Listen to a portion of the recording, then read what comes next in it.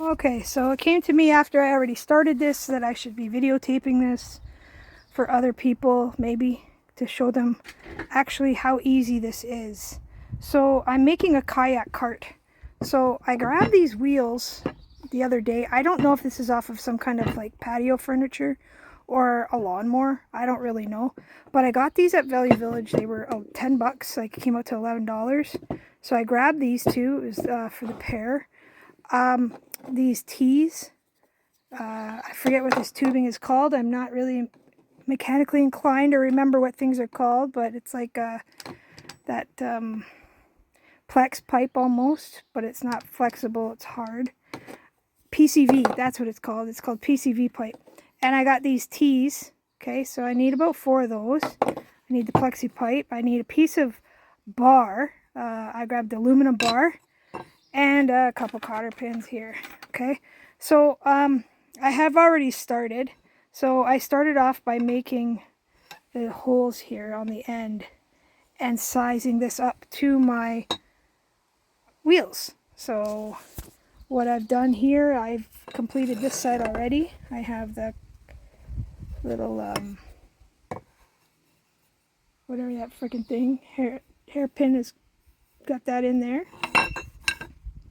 I'm gonna stutter over all my words because I don't remember what all these freaking things are called, but just goes to show you that anybody can make anything, even if you don't know the words.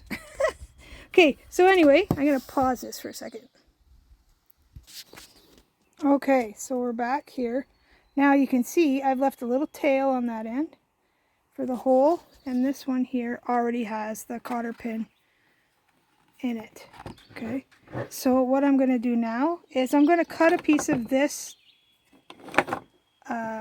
PCV pipe with some tees. Now I want the tees to be like this. I want them to be upwards because we have to build it a little bit above the tire. So I'm going to be making a few little cuts.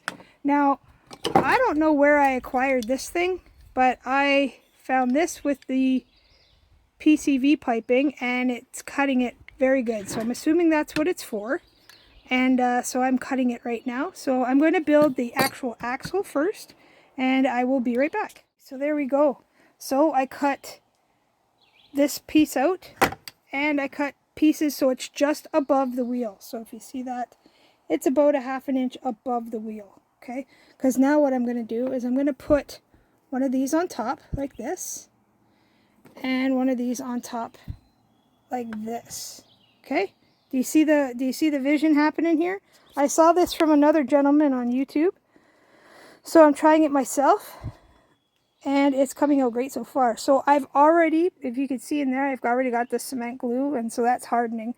But what he said was, if I recall, and I'm sorry to the man who actually I got this idea from, because I can't remember what his name is, because he deserves props for this.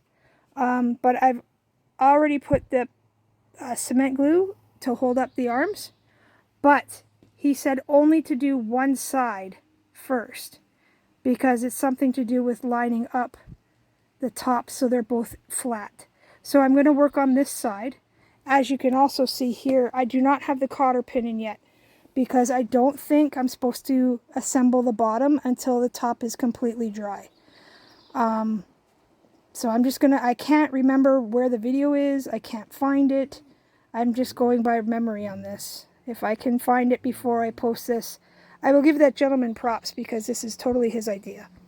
Anyway, I'm going to be now gluing this piece and building the arms.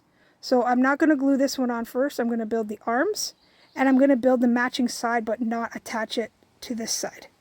Okay, see you in a bit. Okay, so now that I have this is all glued, I've cut my pieces. So this is a little longer. So as you can see, I can't cut them very straight, but that doesn't matter.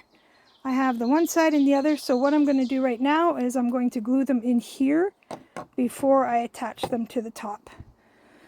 So let's see if I can balance this thing somewhere. There, how's that? All right, so what I'm going to do here is I'm going to take, let's get this out of the way for a second.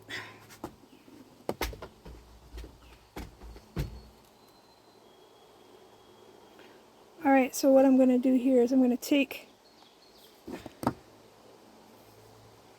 this here. This is the more flat end, so I'm going to take this really crooked end here, and I'm going to just walk around this part here until I get to the other side.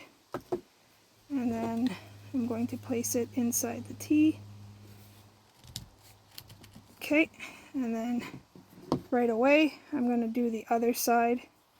So same thing, go around and place it in the T.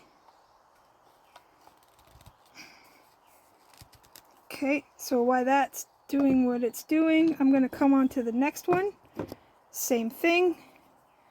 I'm going to glue here. Okay, put that over here. Get that in there. Okay, that's the front. This is the back. Now you'll see why I'm trying to rush right now, because I don't want this to get hard at all, because I want to make sure these are the same length. So,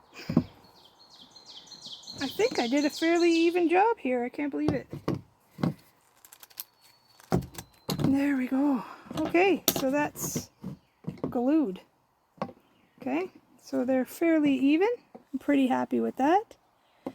Okay. And that's why I hope that worked. I just had it resting, my phone resting against my drill. So anyway, that's that. So we'll let that dry for a second, and then we'll attach it to the main frame.